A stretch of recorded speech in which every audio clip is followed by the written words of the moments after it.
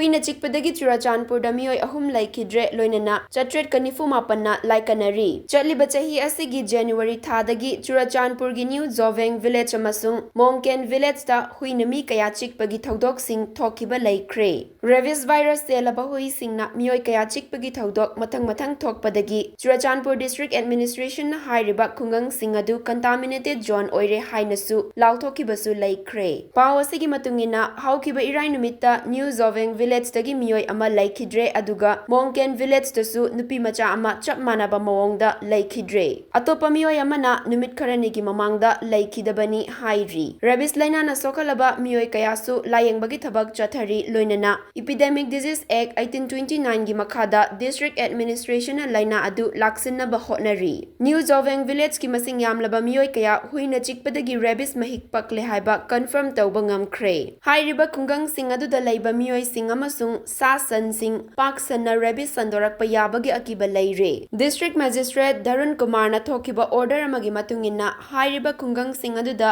yumda yokpa hui sing puthok pusin tauba thingkhre. Khungang sing adudagi hui sing atopa mafamda puba yaroi hainasu khangankhre.